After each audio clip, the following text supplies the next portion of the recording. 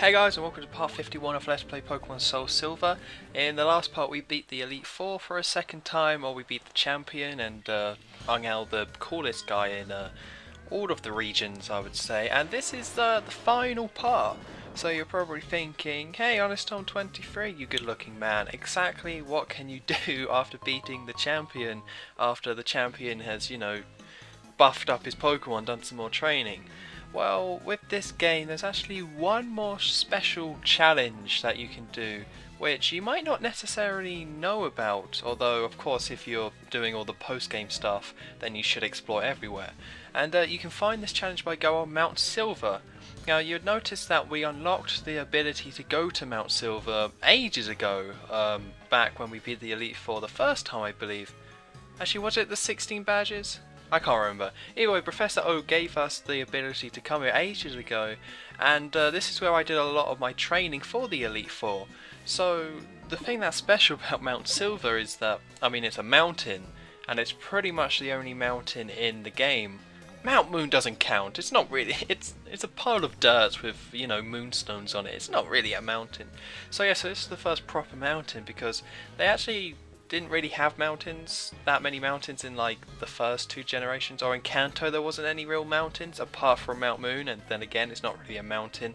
If that's a mountain, then Rock Cave's a mountain, alright, by the same logic. So yeah, in this game in the second generation there's this place, Mount Silver, which is where you can find the hardest wild Pokemon. So if you come here and go inside the top of the cave, then you can find like a really lot of high level Pokemon, like level 48 to level 50. It's all around there, so it's a great place to do some training. And one cool thing one cool thing with this version of Mount Silver is that it's covered in snow. And I thought that was pretty cool because there are no snowy areas in this game. So it's kind of nice that there's this one special area where in fact there is snow, because with the 4th gen they added in snow and had the whole top of that map was really snowy. Can't remember the name of the city, but yeah, that was all snowy, and I love snow in games. I think it's awesome. So yeah, so to get through this place you need rock climb, and that's about it. There is other stuff you can go and see, like we already came here to catch Moltres, so you need surf and waterfall to go there, and rock climb. But to get to the top of Mount Silver you only need rock climb, which is, it's kind of annoying, but that's the reason why you get it at this point. Professor O gives it to you, so you can get all the way to the top of the mountain. Now, I'm not going to show off everything that's inside this mountain, because honestly there's not much here, apart from Moltres and the very top of the mountain, so I'm not going to go after every item, and I'm not going to try and see all the secrets it has, because off screen I did do a bit of exploring of this place, and yeah, there's just not that much here, not that much interesting stuff. So this also mountain is kind of cool because it's a bit like the one in the 4th gen, although obviously it is like 4th gen. So here we are on the summit, and OMG, it's that guy. Yeah, so yeah, this is it. If you're into Pokemon, you probably already knew this was coming. But one thing that's super awesome about this game is that the final thing you have to do, the final challenge, the way you know you've beaten this game, is you come to the top of Mount Silver and Red is there, and Red is supposed to be the trainer from the original game. So he's not based on like your original game, save or anything like that. He has a set amount of Pokemon, and this is the hardest battle in the whole game. Now honestly, it's not the battle I had the hardest time with, but his Pokemon are such high level that it's kind of ridiculous. As you can see here, this Pikachu is level 88, which is just kind of silly. So, it's still a Pikachu, and Pikachu is his strongest Pokemon, or highest level. But yeah, this is the reason why all my Pokemon have suddenly got a lot stronger. As you can see there, they're all levels 67 and 68, because you have to do a lot of training to be able to beat this guy, because all his Pokemon are level 80 and above, I believe. I think there might be one that's 78, but we'll see later. So his Pikachu is his first Pokemon and his strongest, and you can have a lot of trouble with this thing, but I came up with a tactic, so it's all good. Pretty much my plan was that when I sent the Fluff out against this thing, it always used Volt Tackle, which damaged it, and it didn't do that much damage to the Fluff. So what I did is that I paralyzed it, and then I switched out for E-Rock because I knew that it would use Volt Tackle against me pretty much every single time. So I switched out for E-Rock knowing that Volt Tackle wasn't going to do anything to it, and because it's paralysed I can hit it first with an Earthquake and take it down.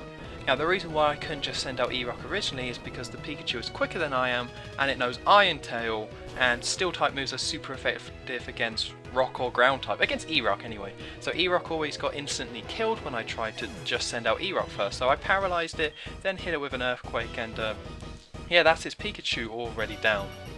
I'll be honest, this battle isn't that hard, it's really not that tricky, it's just...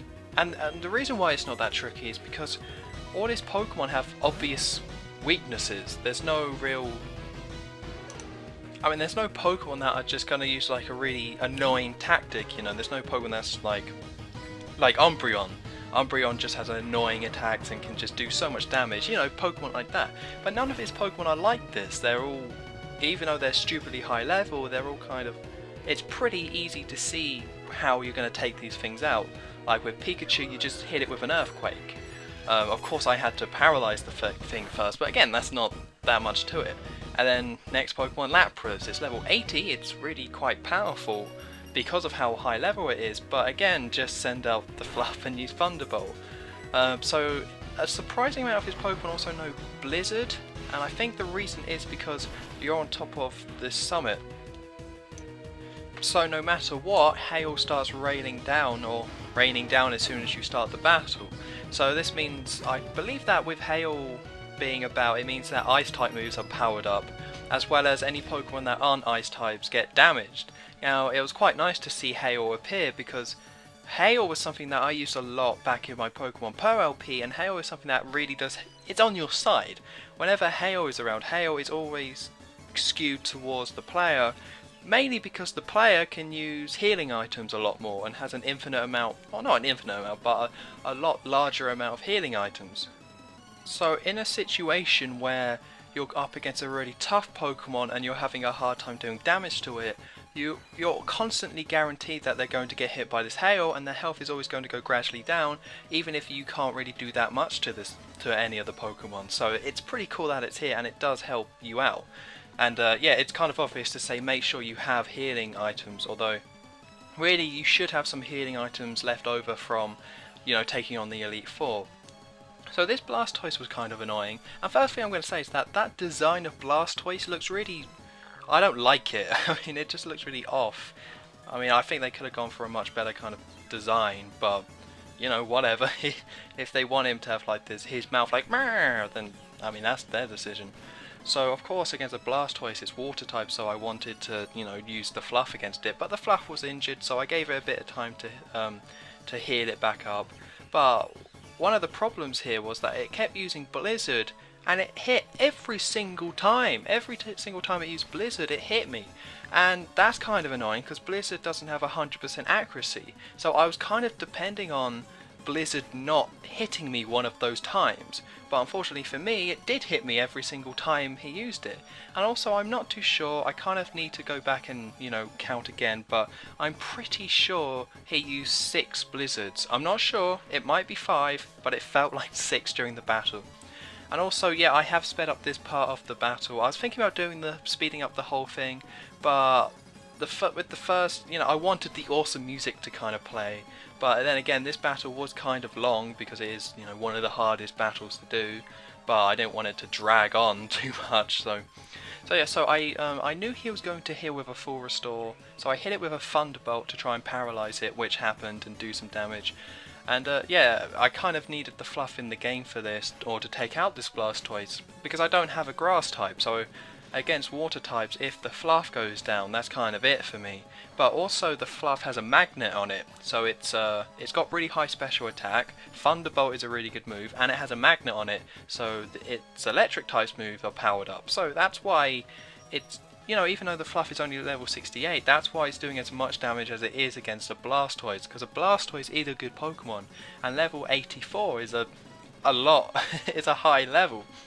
So this is the only Pokemon I was worried about going into the battle. Once I figured out how to take out that Pikachu, this Snorlax was the only thing I was concerned about, because it's a Snorlax and it's really bulky, and I'm pretty sure it knows Rest, and it's just really tough, so I didn't know exactly, I had no plan for taking this thing out.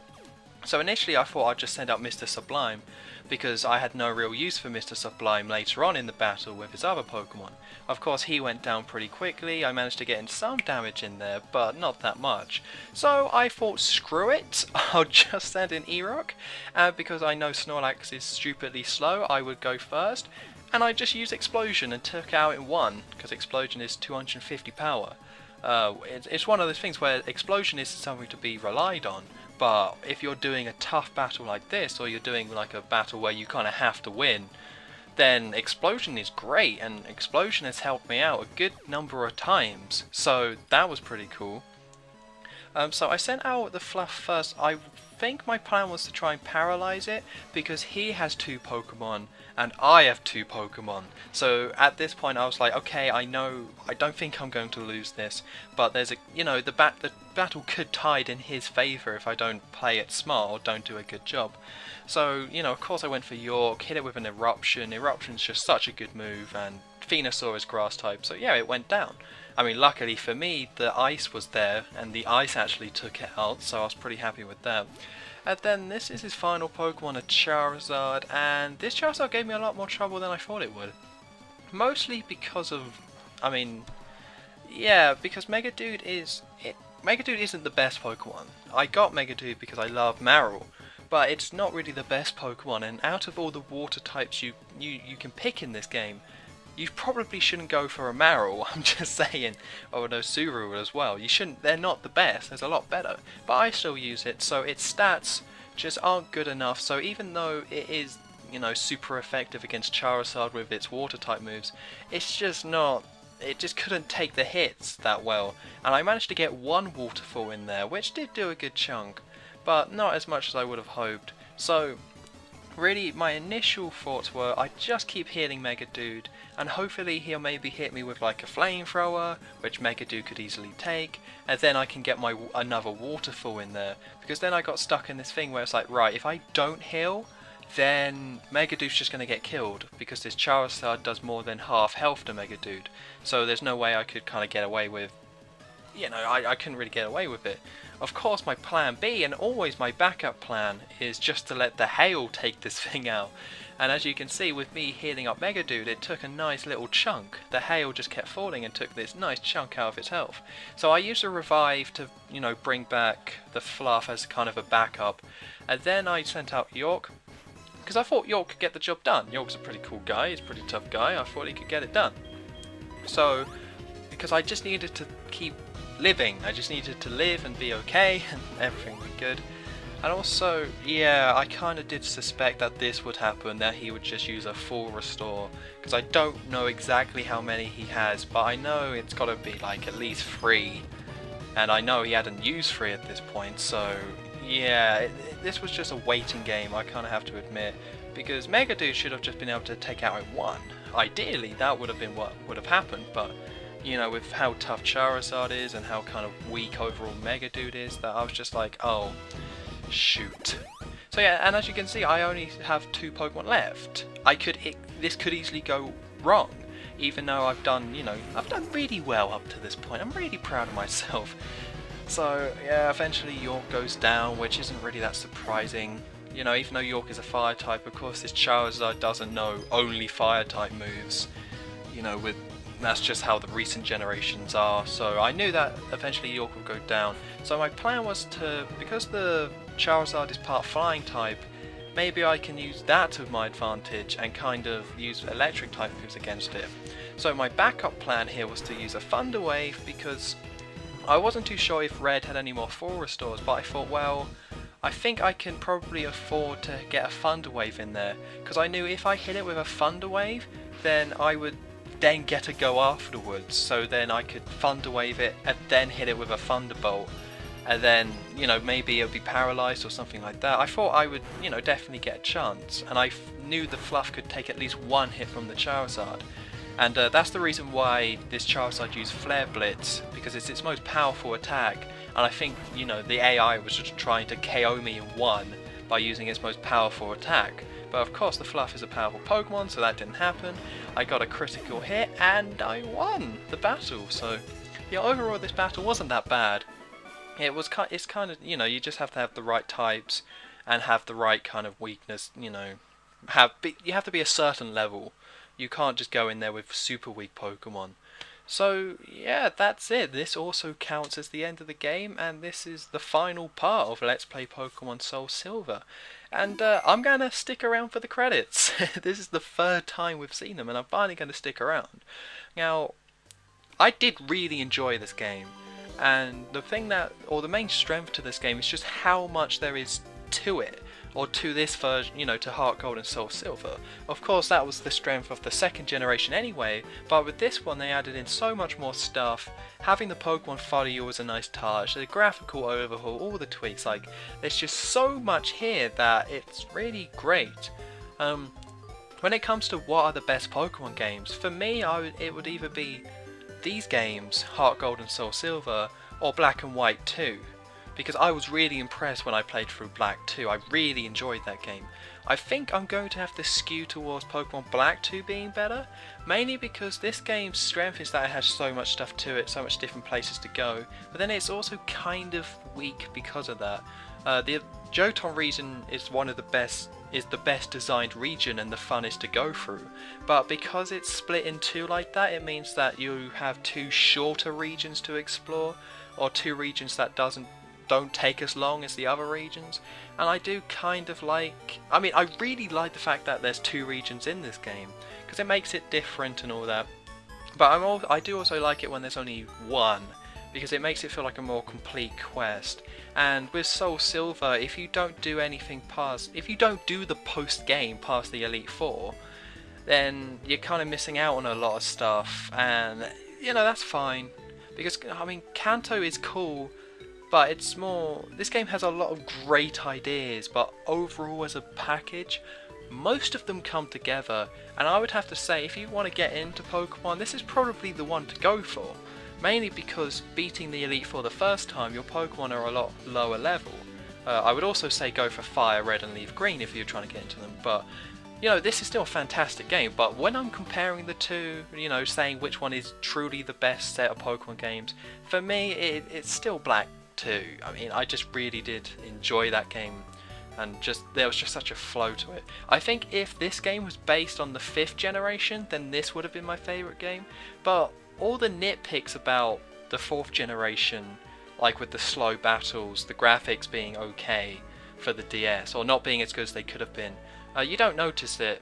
Once you get into the game, you kind of stop noticing it. But I went from playing Black 2, my favourite game in the Pokemon series, to this, and I did notice a few things, but still a fantastic game, an awesome game. I had a great time LPing it, and it's going to be sad because I won't be doing much more Pokemon or LPing more Pokemon games. So thank you very much for anyone who is watching. Don't forget to check out my other Pokemon Let's Plays, and for the last time, I've been Unstorm23. Don't forget to like, comment and subscribe, and I will see you for the next LP.